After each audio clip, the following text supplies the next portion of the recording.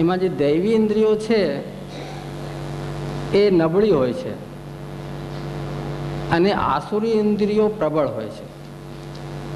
તો જન્મજાત શિશુને નાનપણથી જ એવા આપણે એને પોષણ આપીએ કે એની આસુરી ઇન્દ્રિયો નબળી થઈ જાય અને દૈવી ઇન્દ્રિયો સબળ થઈ જાય.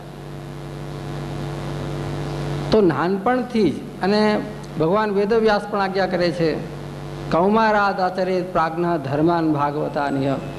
કૌમાર અવસ્થાથી એટલે 5 વર્ષની અવસ્થા થાય બાળકની, એટલે આપણે એના અંદર ભાગવત ધર્મના સંસ્કાર રેડવા જોઈએ. એટલે આપણા ઘરમાં જે નાના બાળકો હોય એ બાળકોને પાઠ શીખવાડવા જોઈએ, એને આપણે ભાગવત ધર્મની કેળવણી આપવી જોઈએ, જેનાથી એ પછી મોટા થાય તો બી એના સંસ્કાર એ દ્રઢ રહે. જન્નવે ભાજને લગ્ન સંસ્કારાદ અન્યથા ભવેત. એક કુંભાર જે છે એ જે કાચા વાસણો હોય માટીના, એ જે કંઈ એના ઉપર ચિત્રકારી કરવી હોય એ કાચા વાસણમાં જ કરી નાખે. પછી પાકી જાય ઘડાઓ, પછી એના ઉપર સંસ્કાર ન થઈ શકે. એવી રીતે આપણા જે બાળકો છે, નાના બાળકો, એને પ્રથમથી જ આપણી સંસ્કૃતિ, આપણા ધર્મ, પુષ્ટિ સંસ્કાર એના અંદર આપણે નાખીએ તો પછી એ મોટી ઉંમર સુધી પણ એ દ્રઢ રહે છે. એટલે આજે આપણે આ જે કાર્યક્રમ છે એમાં બધા આનંદથી ભાગ લઈએ અને એમાંથી પાઠ બોધ આપણે શીખવાનો છે કે આપણા ઘરમાં બધા બાળકોને એવી રીતે ટ્રેન કરીને અને આ અવસર ઉપર આપણે આપણું કેટલા આપણા બાળકો તૈયાર થયા છે એને ઉપસ્થિત કરીને બધાને લાભ આપવો જોઈએ. આટલું કરીને મારું વક્તવ્ય પૂર્ણ કરીશ. તો લે લે.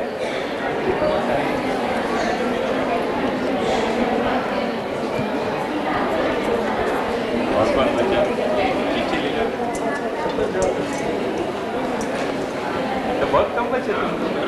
अच्छा पर जो बैठो सेकंड राउंड में नंबर में नंबर में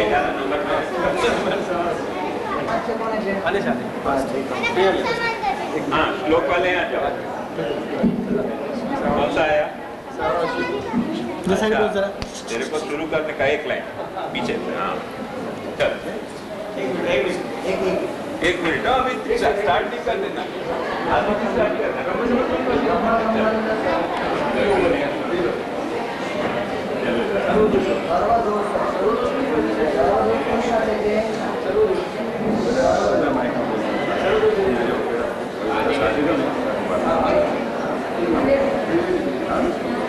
तुम दोनों एक साथ आ जाओ.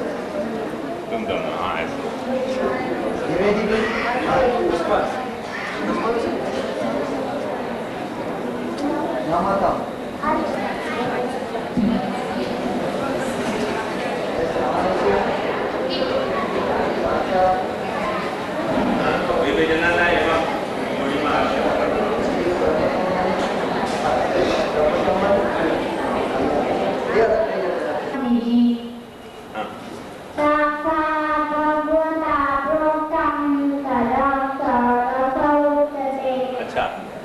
एक माला तो कौन बोलेगा इसका अनुवाद?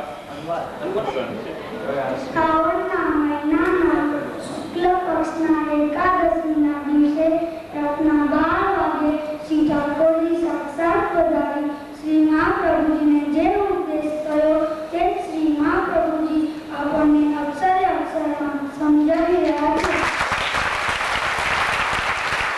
अच्छा,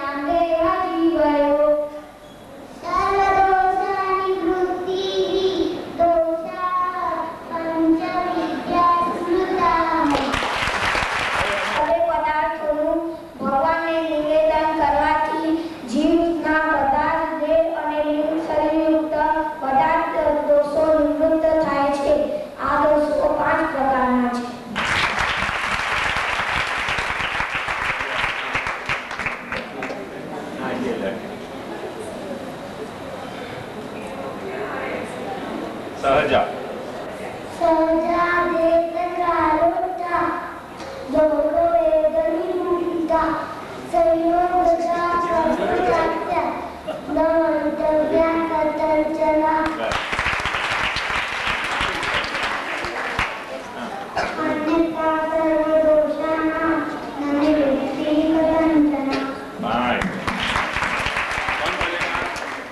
साइड जरा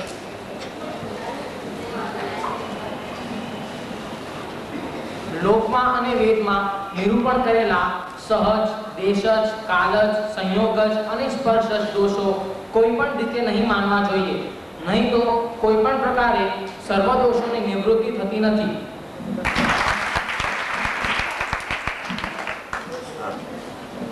આ સમર્પિત વસ્તુના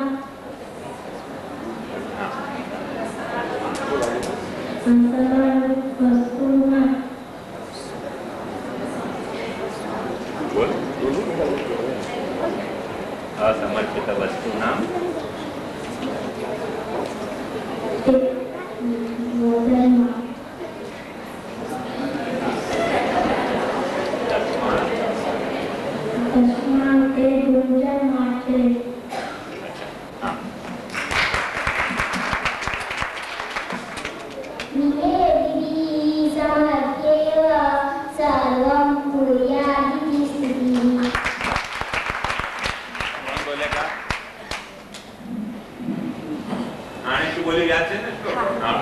ભગવાનને જે કંઈ પણ નિવેદન નથી કર્યું તેના દોષથી કદી પણ નિવૃત્તિ થતી નથી.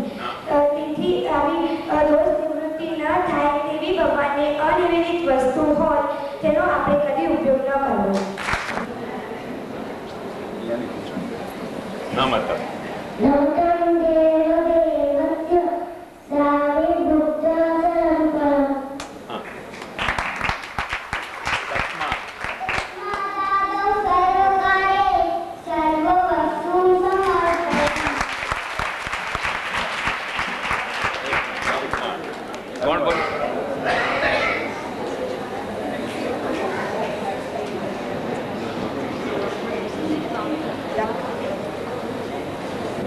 तस्मादादौ सर्वकार्ये सर्वस्तु समर्पणं नमतं देवदेवस्य सामीगुप्त समर्पणं तस्मादादौ सर्वकार्ये सर्ववस्तु समर्पणं. દેવોના પણ દેવ શ્રી કૃષ્ણને અર્ધી ભોગવેલી વસ્તુ આપવાનું માન્ય નથી.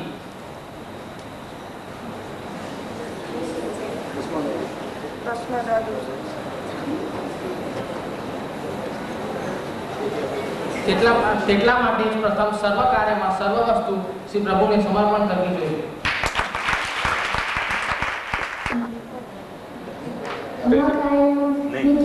जाति दत्ता तथा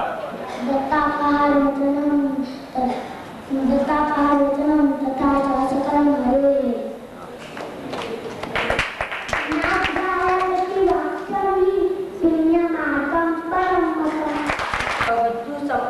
પ્રભુને બધું સમર્પણ કરે તેવી જ રીતે એ સેવકનો વ્યવહાર છે. તેવી જ રીતે લૌકિક ને વૈદિક બધું જ કાર્ય સેવકોને दत्तापहार बोले ना, याद करी ले शांति. दत्तापहार वचनम हमने श्री ठाकुर को समर्पित की हो वह हमें अपने उपयोग में न लेनी चाहिए. ये वाक्य जो है एकादश स्कंद में जो दिया गया है वो भक्ति मार्ग के विरुद्ध है. भक्ति मार्ग के अलावा जो दूसरे मार्ग है उनके लिए है, भक्ति मार्ग के लिए नहीं.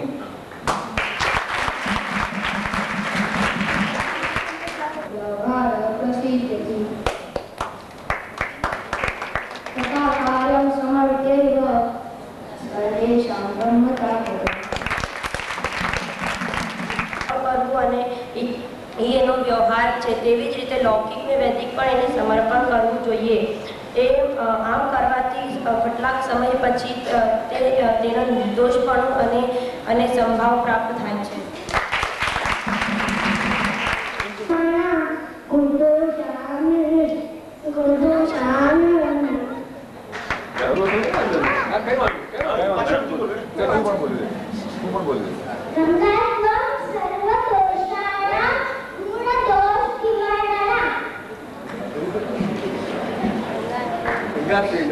वो आपका बारह गंगात्मैन निरूप्यस्य तद्वद त्रापि च वहि. धीरज से एकदम ताल गंगा में मिलने से हमें गंगा का रूप प्राप्त हुए है ताकि कथा जैसे गंगा रूप से निरूपित किए जाए है ऐसे ही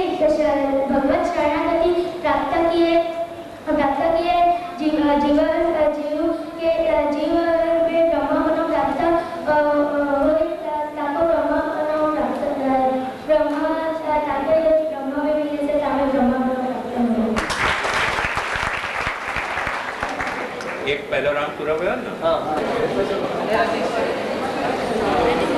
नीचे कागज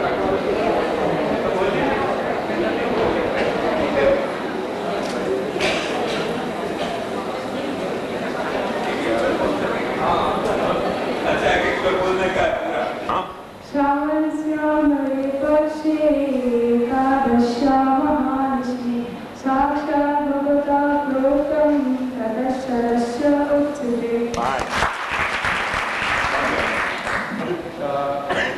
મહાપ્રભુજીને જે કર્યું હતું તે મહાપ્રભુજી આપણને અક્ષર અક્ષર કાઢી દે. कर्णा सर्वेषां देवजीयो सर्वदोषनिरतिः दोषा पंचविधा स्मृता. अच्छा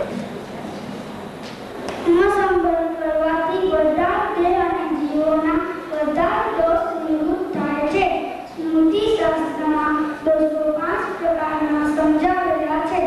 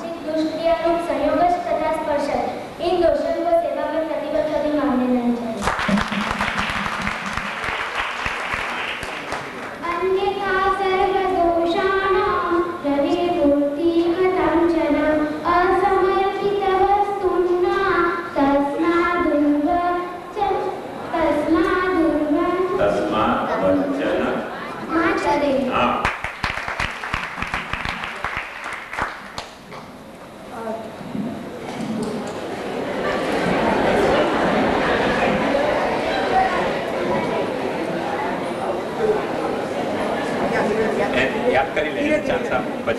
अच्छा अच्छा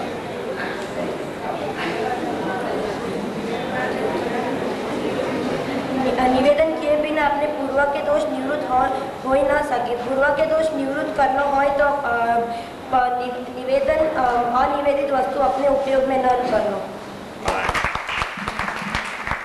मत करे जो याद आवे.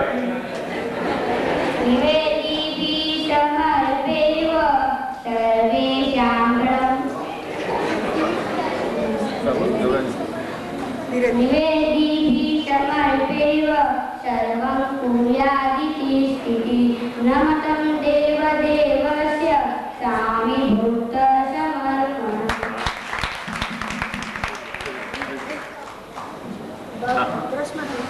ભગવાનને સમર્પણ કરેલી નિવેદિત વસ્તુનો આપણે બધા જ કાર્યમાં ઉપયોગ કર્યો એ પુષ્ટિ માર્ગની પ્રણાલી છે. દેવોના પણ દેવ શ્રી કૃષ્ણ ભગવાનને અર્ધભૂત સમર્પણ કરી પણ કર્યું નથી.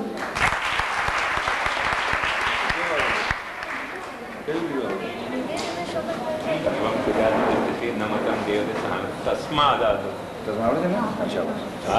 तस्मादादौ सर्वकार्ये सर्ववस्तु समर्पणं दत्तापहारवचनं तथा च सकलं हरे.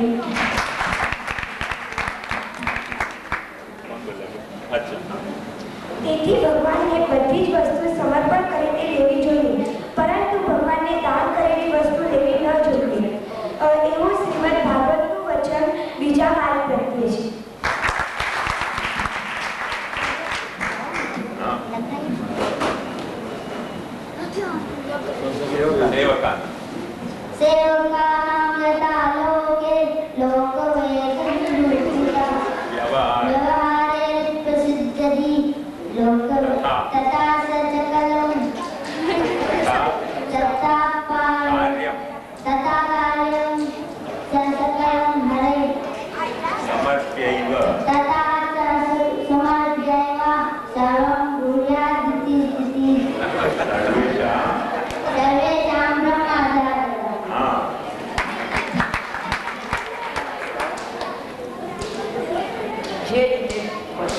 જે રીતે લોકવેદમાં બધા કાર્યો ભગવાનને નિવેદન કરવું જોઈએ, આ સેવકનો પ્રસિદ્ધ વ્યવહાર છે. એ જ રીતે હરિના સેવક પણ લોકવેદ અને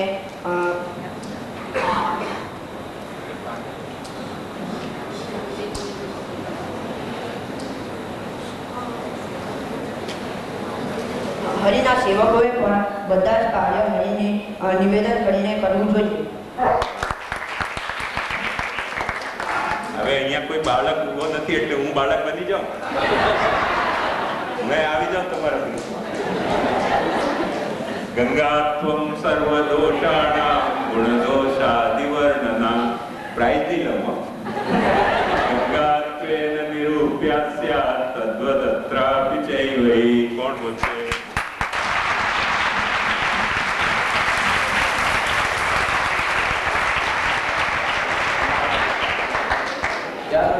अन्यत्र बहुतों जब अपने अपवित्रता के साथ गंगा जी में मिले तभी गंगा जी रूप हो जाते हैं.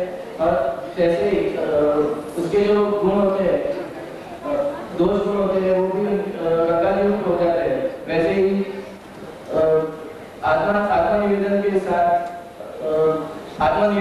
साथ भगवान को प्राप्त करने से, यानी निवेदन करने से भक्तों के जो दोष होते हैं वो भी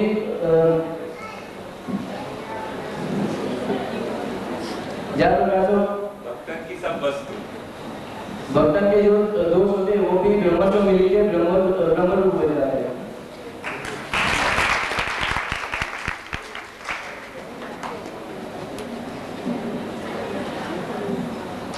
देखो इतने छोटे बच्चे भी प्रयास करें, 6-7-8 दिन के प्रयास में इनने सब किया है. बस मैं तो ये कहूँ कि आप लोग भी ऐसे बालक बन जाओ जैसे मैं भी बालक बन गया. वही बालक प्रयास करें तो याद हो सके, क्यों अर्थ समझ में नहीं आ सके, इतने छोटे बच्चा को समझ में आ सके, बोल सके.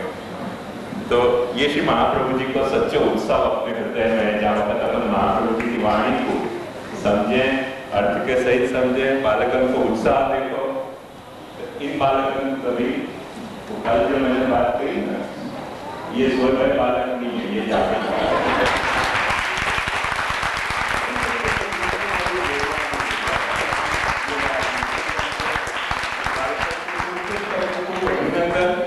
के 6-7-8 दिन या 10 दिन के 15 दिन के प्रयास में इन्हें इतनी अच्छी तैयारी करी. और इन सब बालकन को दादा भाई प्रार्थना करूं कि इतना सुंदर भाग लेने के लिए सब बालकन को पारितोषिक. शाबाश. नाम बोलो.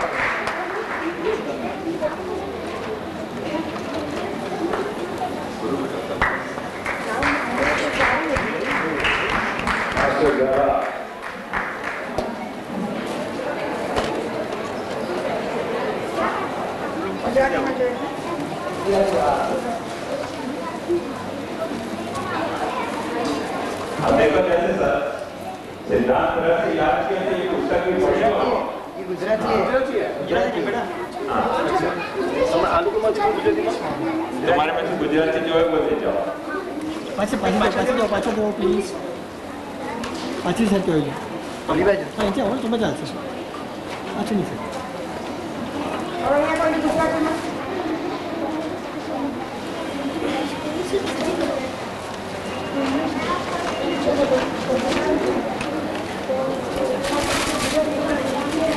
तो इंग्लिश मीडियम का है, इंग्लिश मीडियम का है.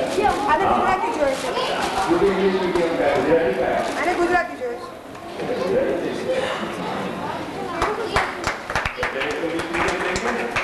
इंग्लिश मीडियम देखेंगे. इधर बना अच्छा.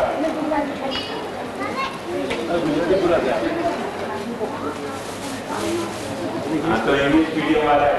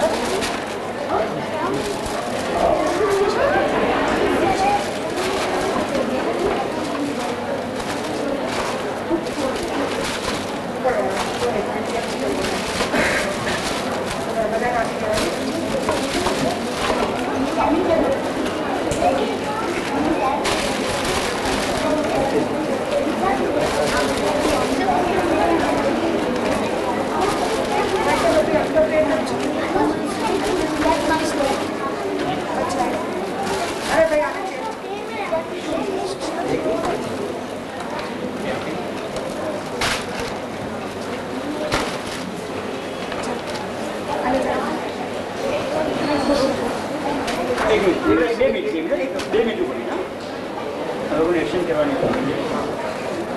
હવે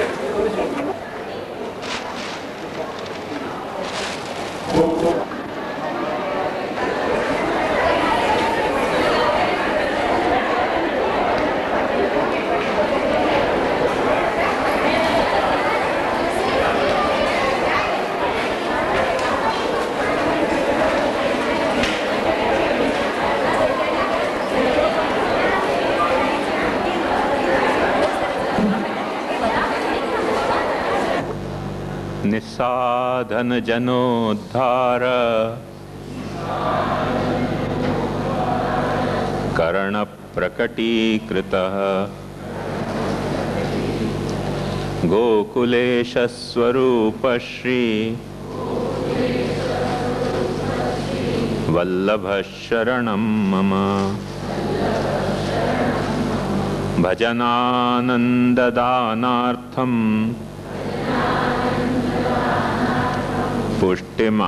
पुष्टिमार्गप्रकाशकः करुणावरणीय श्री वल्लभ शरणं मम श्रीकृष्णवदनानन्दो वियोगानलमूर्तिमान् भक्तिमार्गाब्जभानुश्री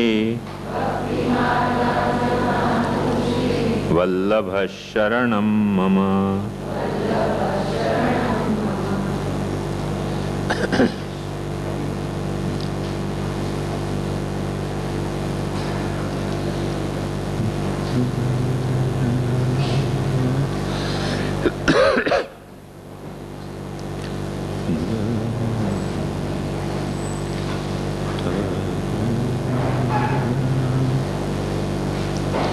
फल्यो जन भाग्य पथ पुष्टि प्राकट करण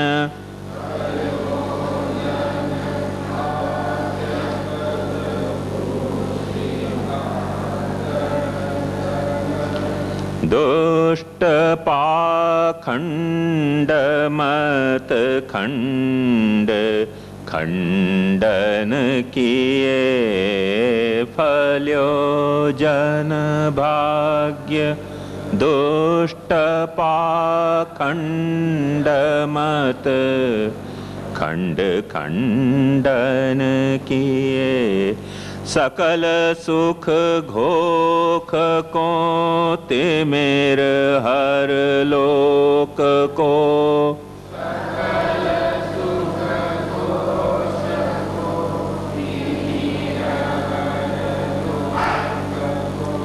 कृष्ण रस पोषको पुंज पुंजन दिए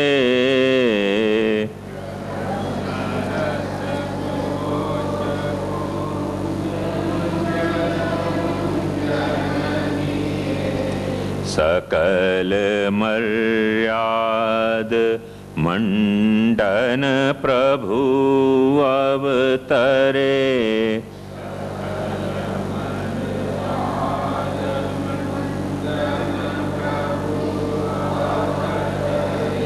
खलन दंडन करन भक्त निर्मल हिये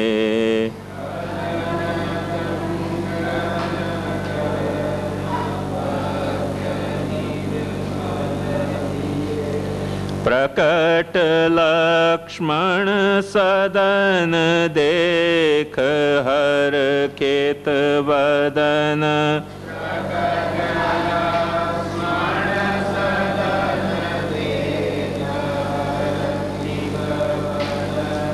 मदन छवि कदन भई पदन नख नाचिए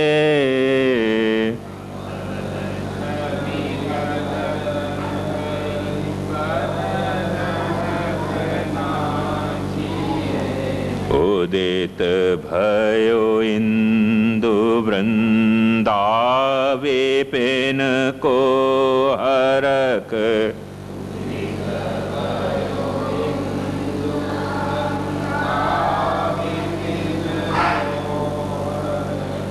बरख रस वचन सुन श्रवण निज जन जी पिए।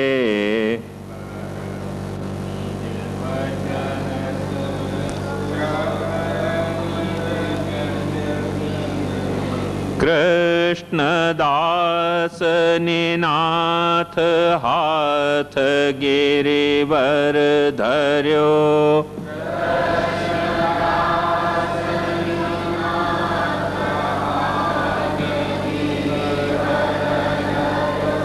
साथ सब गोप मुख निरख नैनन जिए।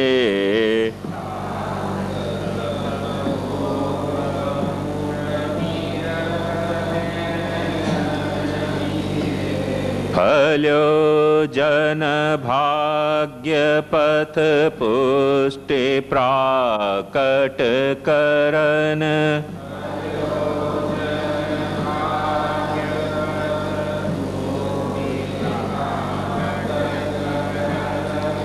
दुष्ट पाखंड मत खंड खंडन किए।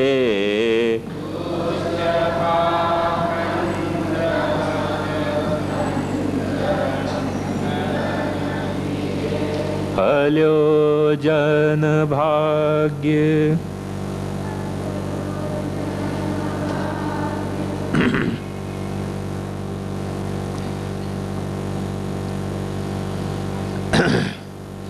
कलिकाल तमश्छन्न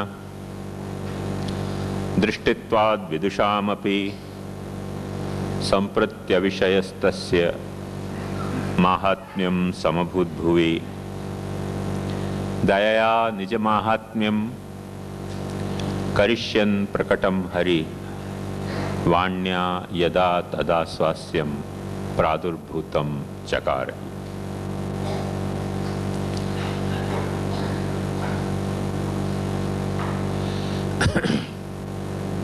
कल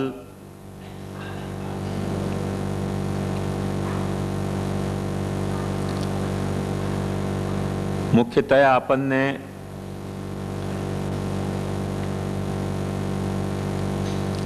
दो बातन को विचार कियो तो जामे सु पहली बात हती शुद्ध साकृति। शुद्धम यत्तत् शुद्धम साकृति स्तौमि। वह संदर्भ में मैंने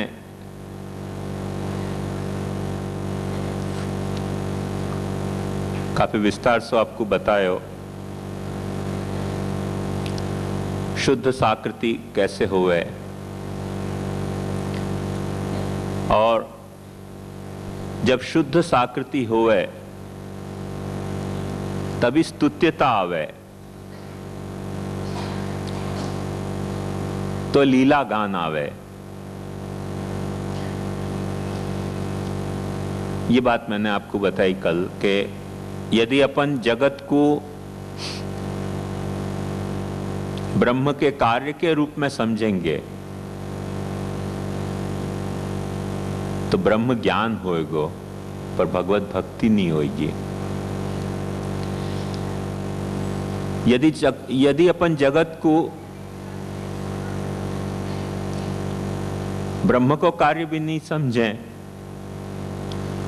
और माया को कार्य समझें, अविद्या वासना को कार्य समझें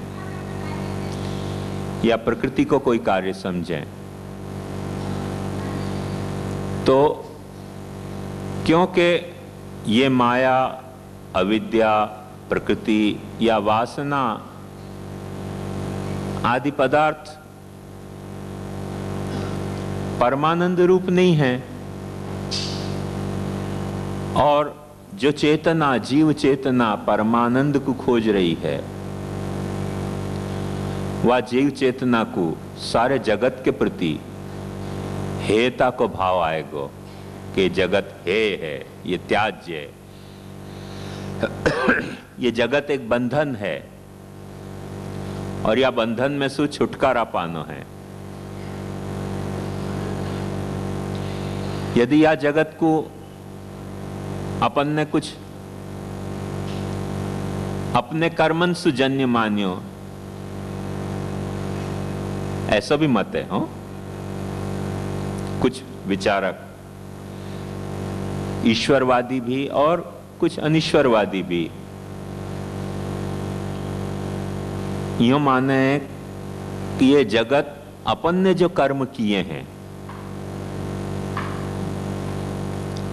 अब अपने को बहुत विचित्र बात लगेगा, अपने कर्म से जगत कैसे पैदा हो गया? अपन जगत में पैदा भय कि अपने कर्म से जगत पैदा हुए। पर विचारकन ने यह बात को विचार करके समझायो, जहाँ में गौतम ऋषि, वैशेषिक, कणाद वगैरह ईश्वरवादी हैं और बुद्ध, जैन वगैरह मत ऐसे हैं जो ईश्वरवाद में नहीं माने हैं, फिर भी कोई न कोई रूप से अपने कर्मन से जगत को उत्पन्न भयो माने हैं। जो ईश्वरवादी हैं वो यूं सोचे हैं कि अपन के कर्म, अभी ये जो कल्प है या कल्प में के पहले जो कल्प હતો, जैसे बारक के ऊपर कांटा जावे और फिर एक आ जाए, फिर कांटा चले, फिर 12 तक जावे, ऐसे उत्पत्ति और प्रलय को एक साइकिल है, चक्र है। तो हर नयो कल्प के पहले जो कल्प હતો, वह कल्प में जीव ने जो कर्म किए हते, उन कर्मन को फल भुगतना बाकी रह गया हुआ है प्रलय होने के वक्त, और वाके लिए वो कर्म को फल जो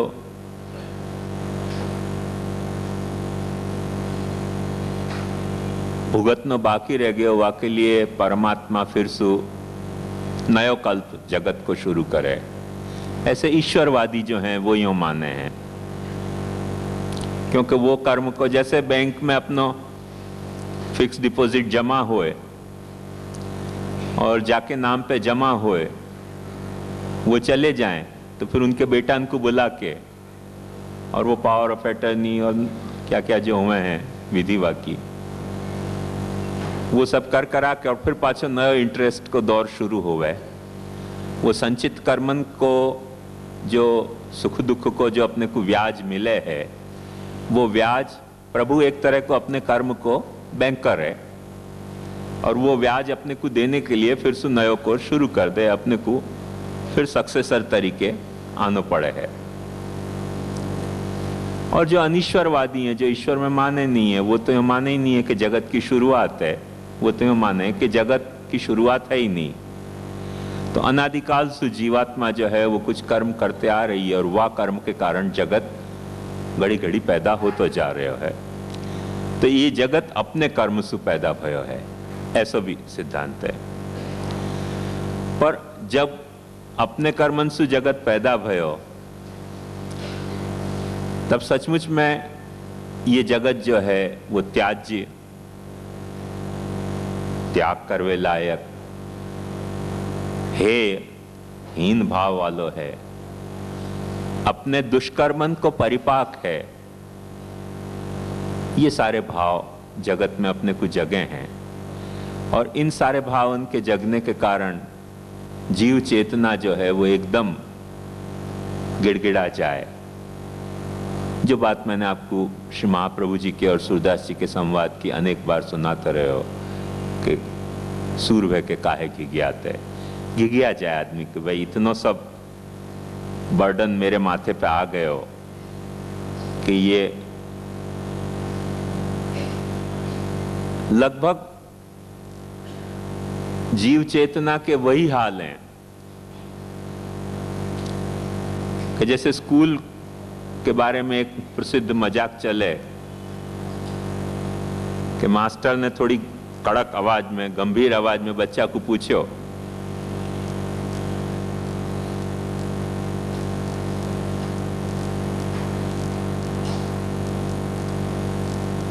कि पानीपत की लड़ाई किसने की थी। और बच्चा घबरा गया, कौन जाने कौन ने लड़ाई की, कौन ने की हो। कही सर मैंने तो नहीं की थी। बोले सिकंदर से कौन लड़ने गया था? नहीं सर मैं नहीं था, मैंने नहीं लड़ने गया था। आपको बेचारे पता भी नहीं हो कि न जाने कौन को गुना, कौन ने लड़ाई की, क्या की, व्यर्थ में मेरे नाम पे आ जाए तो पहले ही बेचारा गिड़गिड़ा जाए सूरवे के बच्चा। कहते भाई मैंने कुछ गुनाह नहीं किया। ऐसे अपने को लगे कि ये आंखों इतना बड़ा जगत और अपने कर्मन से पैदा हो गयो और अचानक परमात्मा अपने को कड़क के पूछ रहे हो कि किसके कर्म से पैदा हुआ। अपने को लगे हमें कौन जाने कौन ने ऐसे कुकर्म किए कि जगत पैदा हो गया। अपन भी कहें प्रभु माफ करो भाई, हमने तो कुछ नहीं किया, तो फिर किए तो क्या पता, या जन्म में तो ऐसे कोई काम किए नहीं कि जगत पैदा हो जाए, पर गए जन्म में कुछ होंगे ऐसे काम। तो आदमी घबरा जाए, बच्चा की तरह आदमी घबरा जाए है जब इतनी बड़ी जिम्मेदारी अपने पे आ जाए है। और मास्टर जब कड़क होकर पूछे कि बताओ किसने किया, ऐसा लफड़ा हो जाए। इन सब सिद्धांतन के तुलना में मैंने आपको बताया कि महाप्रभु जी को सिद्धांत जब अपन देखें कि ये जगत जो है वो नाम रूप और कर्मन की कोई ठोस आकृति वा में जगत प्रकट भयो है, और या में कोई भी बाहरी तत्व को कुछ भेलसेल है नहीं, शुद्ध साकृति है। और शुद्ध साकृति है तो ये भाव सु अपने को जो तादात्म्य जगेगो, माने ब्रह्म और मैं कोई अलग तत्व नहीं है। जैसे एक ही सोना को पैर को नूपुर भी बन जाए, गला को नेकलेस भी बन जाए, माथे की वो बोर भी बन जाए, तो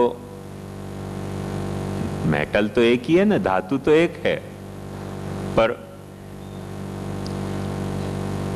ब्राह्मणों से मुखम आसीत बाहु राजन्य कृत उरु तदस्य यद्वैश्य पद्भ्याम शूद्रो अजायत। वो एक ही शुद्ध चेतना अनेक अनेक रूपन में प्रकट हो गई, जड़ चेतन के रूप में। या तरह से जब अपन तादात्म्य देखें ना कि कितना अपना तादात्म्य ब्रह्म सु, तो जो अपने चित्त को आश्वस्तता आवे है, वो आश्वस्तता पाची वो शंकराचार्य जी के मत में आ सके है। क्यों? या लिए कि शंकराचार्य जी को मत भी अपने को ये कहे कि तत्वमसि, वो ब्रह्म तू खुद है, अहम ब्रह्मास्मि, वो ब्रह्म खुद मैं हूं। तो ब्रह्म के दृष्टि से अपने में वो तादात्म्य बोध के कारण थोड़ी बहुत अपने को आश्वस्तता आवे। पर या प्रक्रिया में भगवान को जो महात्म्य, या प्रक्रिया या तादात्म्य की सिद्धांत के कारण यदि कोई को सफर करना पड़े तो वो अपने को नहीं, बेचारे ब्रह्म को सफर करना पड़े। क्योंकि वाह के कारण फिर वो कहें कि सब आकृति जो है वो माया से पैदा भई हैं, और बाकी तो मूल तत्व तो अपने आप में निराकार है, और अपन भी मूल तत्व में निराकार हैं। और यासु ब्रह्म में भी जो आकार प्रकट भयो है वो माया से प्रकट भयो करके। राम कृष्ण शिव गणपति वगैरह जितने देवी आधिदैविक आकार हैं वो भी माया के कारण प्रकट भय आकार हैं, और आकृति शुद्ध नहीं रह गई। जब वो आकृति शुद्ध नहीं रह गई तब या तरीके के ज्ञान, या तरीके के सिद्धांत सु, या तरीके की अशुद्ध आकृति सु ज्ञान वैराग्य तो हो जाए, क्योंकि माया को जो आकृति है वह में वैराग्य हो जाए, और ब्रह्म के साथ जो अपना अभेद है वह को अपने को ज्ञान हो जाए। और लीला गान जो निर्गुण भाव है वो अपने को प्राप्त नहीं हुए। और अजीब दुविधा में मन रह जाए कि क्या करनो क्या नहीं करनो। इन सब बातन को सुदीर्घ विचार करके महाप्रभु जी ने शुद्ध साकृति को जो सिद्धांत स्थापित कियो कि माया या कोई भी ऐसे बाहरी वस्तु सु ब्रह्म को आकार घड़े हुए नहीं है। न तो लीला में, लीला के श्री महाप्रभु जी ने जो 3 रूप बताए, आधिदैविक लीला, आध्यात्मिक लीला और आधिभौतिक लीला, इन तीनों लीला में कोई भी रूप जो है वो माया से घड़े हुए नहीं है। और महाप्रभु जी तो इतने हिम्मती हैं कि यदि कोई को आग्रह है कि माया सु है तो वो माया को भी महाप्रभु जी ब्रह्मात्मिका माने हैं। तो माया भी है तो वो ब्रह्म को ही कोई स्वरूप है। जाको महाप्रभु जी कहें सर्वभवन सामर्थ्य ब्रह्म को, वही माया है कि ब्रह्म सब कुछ बन सके है, ये ब्रह्म की माया है। और वो ब्रह्म सब कुछ बन सके है करके जगत बन्यो है, और ब्रह्म सब कुछ बन सके है करके जगत बन्यो है। तो ब्रह्म जगत में प्रकट भी हो के कोई आकार ग्रहण कर रहे हो है तो वो भी वाको एक माया, मिथ्या माया नहीं है, अज्ञान नहीं है, पर वाको कोई एक सामर्थ्य विशेष है। और वह सामर्थ्य विशेष को अपने यहाँ महाप्रभु जी ने योग माया कहो। जाकू गीताकार कहे हैं कि संभवाम्यात्म माया यदा यदा ही धर्मस्य ग्लानिर्भवति भारत अभ्युत्थानम अधर्मस्य तदात्मानं सजाम्यहम् परित्राणाय साधूनां विनाशाय च दुष्कृताम् धर्म संस्थापनार्थाय संभवामि युगे युगे। या संदर्भ में भगवान कहें कि संभवाम्यात्म माया, मैं अपनी आत्म माया सु, मैंने कोई दूसरे की माया सु नहीं, दूसरे को छलने के लिए नहीं, पर अपने शुभ संकल्पन सु अपनी आकृति ग्रहण करूं। वो शुभ संकल्प, मेरी शुभ सामर्थ्य ही मेरी आत्म माया है। तो यह आकृति जो है वो शुद्ध आकृति है, या को मिथ्या आकृति मानने की जरूरत नहीं है। ये जब सिद्धांत अपने को समझ आवे तब अपने को जो अपनो ठाकुर है, जाकी अपने को सेवा करनी है, वह ठाकुर की सेवा करने में अपनो भाव, मिथ्या कोई जैसे वो हिप्नोटिज्म साधने के लिए अपने को एक टिपका लगाना पड़े और फिर आंख में जब सध जाए अपने को हिप्नोटिज्म, वह फिर टिपका को छोड़ देने को, या तो रसोईया जैसे अपने को कहीं गांव में जानो है तो अपन टैक्सी लें और जब अपन जगह पे पहुंच गए तब टैक्सी छोड़ दें, या तरीके को प्रभु की आकृति को टैक्सी के तरह वापरने को सिद्धांत नहीं है। अपनो सिद्धांत ये है कि प्रभु ने जो आकार प्रकट किया है अपने योग माया सु, तो जो आकार की मैंने कल आपको काफी विस्तार से समझाया तो कि मल्ला नाम अश्निर नृणाम नरवर स्त्रीणाम स्मरो मूर्तिमान, हर भक्त को, हर देखने वाले को वाके भाव के अनुसार, वाके स्वभाव के अनुसार प्रभु अपनो आकार को माने प्रकट करे हैं। अपनो आकार प्रभु प्रकट करके और वाकू वा तरह से वाकू अनुभव प्रकट करे हैं वाके सामने। तो ये जो आकृति है वो शुद्ध आकृति है, और ये शुद्ध आकृति यदि परमात्मा की लीला में है तो अपन भी जा स्वरूप की सेवा कर रहे हैं। वा स्वरूप के रूप में परमात्मा अपनी शुद्ध साकृतिता क्यों नहीं निभा सके, ये अपने को सीधी तौर पे बात समझ में आ सके कि यदि वो परमात्मा लीला के वक्त अवतीर्ण होवे तो शुद्ध साकार हो सके है, तो सेवा के वक्त भी अवतीर्ण होवे अपने सामने। यद्यपि अपने हवा को अवतार नहीं कहो, पर एक बात ध्यान से समझो कि श्री रामानुजाचार्य तो हर सेवा या उपासक के लिए जो स्वरूप उपासनार्थ हुए है वह को अर्चावतार ही कहें कि वो सेवार्थ पूजार्थ अवतार है प्रभु को। वो अवतार लीला के अवतार हैं और ये सेवा पूजार्थ अवतार हैं, वाकु भी अर्चावतार ही माने।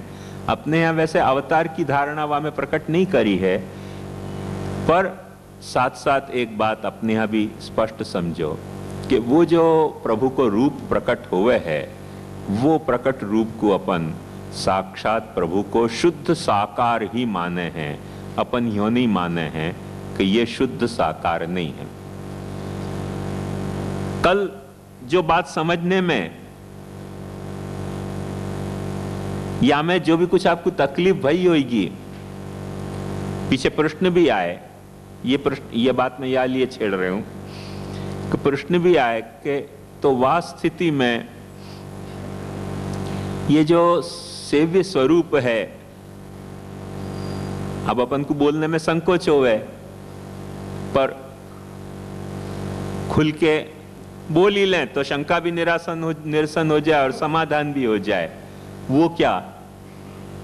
वो ये बात कि दो जा स्वरूप की अपन सेवा कर रहे हैं, वो स्वरूप अपने को जड़ के जैसे क्यों प्रतीत हो रहे हो, निरानंद के जैसे सानंद क्यों नहीं प्रतीत हो रहे हो? मूल ये बात। वैसे शास्त्रकार तो इतनो या बारे में नाराज है। एक बात समझो, शास्त्रकार यूं कहे कि जो अपने सेव्य स्वरूप को जड़ निरानंद माने हैं वो बहुत बदमाश है, आसुरी जीव है। तो बोलना भी वैसे कुछ आसुरी उच्चारण है, पर निराकरण हो तो होए शंका को और समाधान हो तो होए तो खुल के कर लेना, प्रभु अपने को माफ करेंगे। क्योंकि अपन वाह भाव सु न तो कह रहे हैं, न अपन वाह भाव सुआ को समाधान कर रहे हैं। अपन को वाह भाव को निराकरण करना है और वह निराकरण को अपने को समझना अच्छी तरह से। तो या के लिए एक बात समझो, मैंने कल भी एक उदाहरण दियो तो आपको, जो आपको याद होएगो कि बीज में सु वृक्ष होवे है और वृक्ष में सु पत्ता फल होने के बाद फिर सु बीज प्रकट हो सके है। ऐसे शुद्ध जो परमात्मा में सु जगत प्रकट भयो है, वह जगत में भी पाछो परमात्मा प्रकट हो सके है। माने सैद्धांतिक दृष्टि से तो वहां में कोई अपने को आपत्ति की बात नहीं है, पर अनुभव के दृष्टि से जो अपने को समस्या खड़ी हो रही है कि वहां अपने को वो निरानंदता क्यों लग रही है। कोई एक प्रश्नकर्ता भाई ने ये प्रश्न किया है कि या स्थिति में जड़ शब्द तो नहीं वापरे प्रश्नकर्ता ने,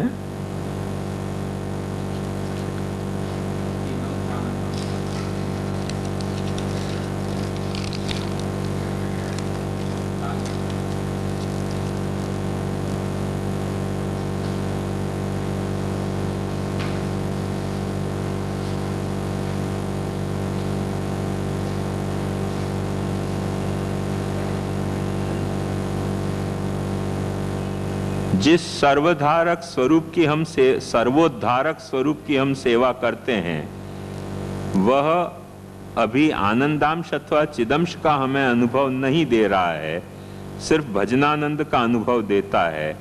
तो हम चिदंश के साथ प्रभु भाव से भजनानंद का अनुभव कर के साधना करें तो क्या मुसीबत होने की शक्यता है? यदि यह दृढ़ निश्चय वहां प्रकट करें तो क्या प्रभु वहां अनुग्रह से हमें भक्तोद्धारक स्वरूप की तरह आनंद नहीं दे सकें? बहुत सटीक प्रश्न है और हर पुष्टि मार्गी को सोचने, समझने और या को समाधान प्राप्त करना आवश्यक है। तो सबसे पहले तो एक बात समझो कि चिदंश, ये प्रश्न कियो कौन ने? हाँ, यहाँ पे नाम नहीं है, परमात्मा ने तो नहीं किया, कोई जीवात्मा कोई किया लग रहे हो।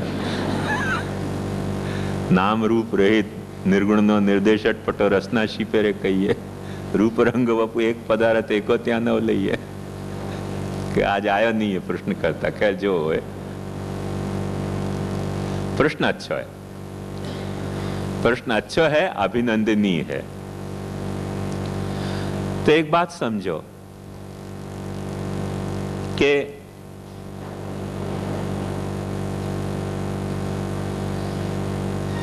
सबसे पहले तो अपन चिदंश की प्रॉब्लम को समाधान समझने को प्रयास करेंगे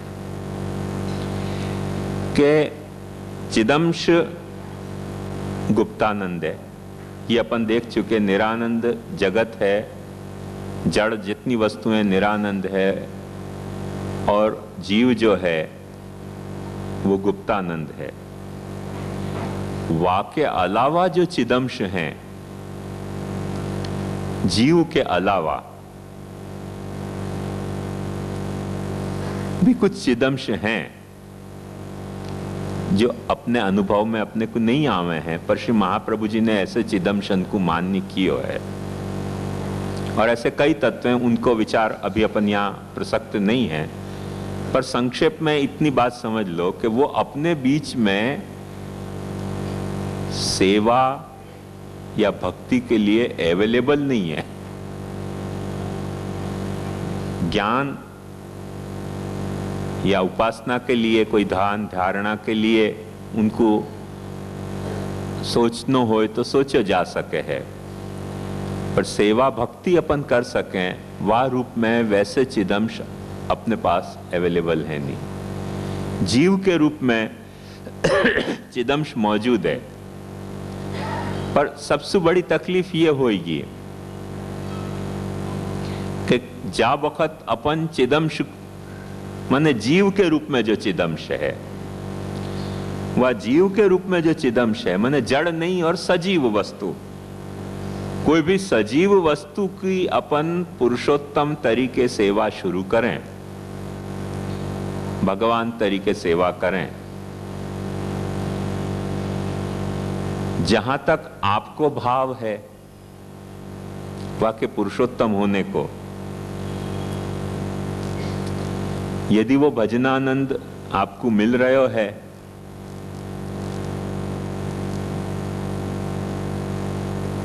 हो सकता होगा, बुरी बात नहीं है, पर श्री महाप्रभु जी ने वाकु सेफर कोर्स नहीं समझा है, क्योंकि वह तरीके का जो चिदंश है जीव, वो खुद कुछ जैसे आप वहां में भक्तिमयी वासना प्रकट कर रहे हो, भक्तिमयी मनोवृत्ति प्रकट कर रहे हो, ऐसे वो चिदंश जीव होने के कारण अपनी भगवनमयी वृत्ति या सामर्थ्य प्रकट करे तो बहुत दूर की कौड़ी है। पर यदि वो आप वहां में जामे भक्तिमयी वृत्ति प्रकट कर रहे हो जाके प्रति, वो अपनी कोई सांसारिक वासनामयी वृत्ति प्रकट आपके भक्ति के प्रतिभाव के रूप में प्रकट करे, तो वाके भजन सु अपनो सर्वनाश होने की संभावना रहे। तो कोई भी सजीव वस्तु को अपन पुरुषोत्तम मान के चलें, भगवान मान के चलें, तो अपनो भाव, अपनी भक्ति वो ठीक बात है। पर यदि वाने कुछ अपनी वृत्तियां प्रकट करी जो पुरुषोत्तमोचित नहीं है और जो पुरुषोत्तम के सामर्थ्य सुप्रसूत नहीं है, पर क्षुद्र वासना युक्त सांसारिक स्वार्थन सुप्रसूत हैं, तो वहां में दोनों को अहित हो सके।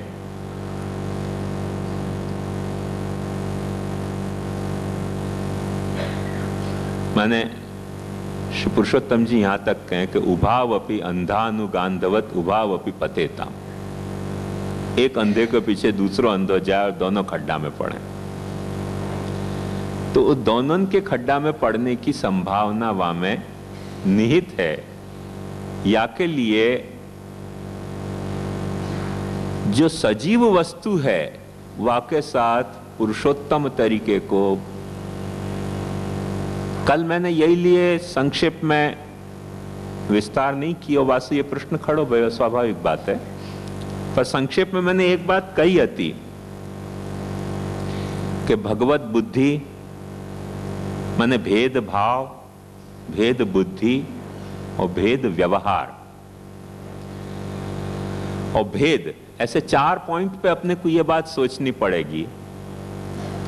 तो अपने यहां जो महाप्रभु जी ने जो वह को स्वरूप घड़ियो है, वो ऐसा घड़ियो है कि अभेद बुद्धि तो रखना बहुत जरूरी है, क्योंकि अतस्तु ब्रह्मवादे न कृष्णे बुद्धिर्विधीयताम ब्रह्मवाद के अनुसार अपने को अभेद बुद्धि सु सारो अपनो कार्यक्रम प्रवृत्त करना है, पर अभेद बुद्धि रखनी है, सब में अभेद भाव नहीं और सब में के साथ अभेद व्यवहार नहीं।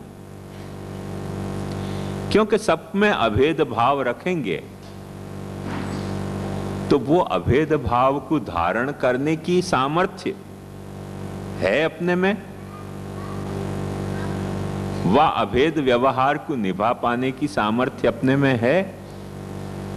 शंकराचार्य जी के चरित्र में आपको बहुत करके कल्पित कथा है, पर अच्छी समझने लायक कथा बताई है, वो कही जाए 99% कल्पित कथा होनी चाहिए, पर समझने के लिए अच्छी है। सच्ची खोटी के चक्कर में अपन नहीं पड़ेंगे। कि शंकराचार्य पधार रहे थे और कहीं शराब की दुकान आई, वहां से उनने शराब लेके पी ली। तो शिष्यन को भयो कि अच्छा, जगन मिथ्यात्व सिद्धांत को ये रहस्य तो कभी हमको पता ही नहीं है, तो कि शराब भी पी जा सके, क्योंकि शराब मिथ्या है, पीनो भी मिथ्या है। अब आनंद से पी लो शराब, क्योंकि शराब सत्य हो तो पीने में पाप लगे न, मिथ्या शराब को पीने में पाप क्या लगे। तो उनने भी पी ली। जब उनने भी पी ली तब शंकराचार्य जी की अच्छा, इनको मिथ्यात्व, जगत मिथ्या है, ये भाव इनको समझ में आ गयो। आगे वो सीसा उकल रहे हो, तो सीसा को क्या कहें गुजराती में, सीसू, वो उकल रहे हो, तो शंकराचार्य जी ने वो भी आरोग लियो। अब शुरू भाई के હવે સ્ટેશન બદલવું પડશે। सीजू उकल तो पियो ना यार, तब पता चले कि अभेद व्यवहार है कि नहीं। तो या तरह से अभेद व्यवहार करने में जो अपने को ऐसी चीजें हैं, वो तो बहुत खटसू अपने को स्वादिष्ट लग जाएंगी कि हाँ सब मिथ्या है, चलने दो। पर जब उकल तो सीसा अपन पिए तब तो बात पक्की रही। और वो यदि अपन पी नहीं सके हैं तो जगत मिथ्या है कि सत्य है, वो दूसरी कथा है। पर अभी जब तक तुम वह मिथ्यात्व को समझ तो गए अच्छी तरह से, अपन भी समझ गए, पर वह मिथ्यात्व को व्यवहार में या तरह से प्रकट किया नहीं जा सकेगो कि सब कुछ मिथ्या है सो सब कछु चलेगो। क्योंकि मिथ्या में और या में फर्क क्या है? मिथ्या गंगा जल और मिथ्या उकलते शीशा में फर्क क्या है? दोनों ही मिथ्या है शंकर मत के हिसाब से। पर दोनों मिथ्या होते भाई भी गंगा जल मिथ्या पियो ना तो कुछ आत्मोद्धार की संभावना है, और मिथ्या शराब अपन ने पी ली ना तो आत्महनन की पूरी संभावनाएं प्रकट हो जाए। इन बातों को अपने को साफ तौर पे समझना पड़ेगा। वो जैसे वहां ये बात कही गई है, अपने यहाँ भी यही बात सिद्धांत है कि अभेद बुद्धि ये तो अपना स्टार्टिंग पॉइंट है, पर अभेद बुद्धि होने से अभेद भाव भी स्थापित कर लेना और अभेद व्यवहार भी करवे लग जाना, या किसी महाप्रभु जी मना करे हैं, ब्रह्म रूपम जगत ज्ञातव्यम ब्रह्म जगतोतिरिच्यते इति न तत्र आसक्ति करणीया। वहां में जगत में या जागतिक कोई भी व्यक्ति या वस्तु में ब्रह्म की तरह आसक्ति अपने को नहीं करनी चाहिए। तब अपने को तुरंत ये प्रश्न होगा, तो फिर जो ये सेवा के लिए अपन स्वरूप पधरा रहे हैं, शिला के या मूर्ति के या वस्त्र के या गिरिराज जी या शालिग्राम जी, वो भी जागतिक वस्तु है कि नहीं? तो एक बात ध्यान से समझो कि जागतिक वस्तु है ही वो जहां तक अपने वाके साथ संबंध को सवाल है, पर परमात्मा में कोई उद्धार की भूमिका है कि नहीं? यदि परमात्मा के पास उद्धार की कोई भूमिका है तो परमात्मा आपको नॉन अवेलेबल नहीं है, जागतिक वस्तु के रूप में भी अवेलेबल हो सके है। ये एक बहुत गंभीर रहस्य है, सिद्धांत रहस्य है।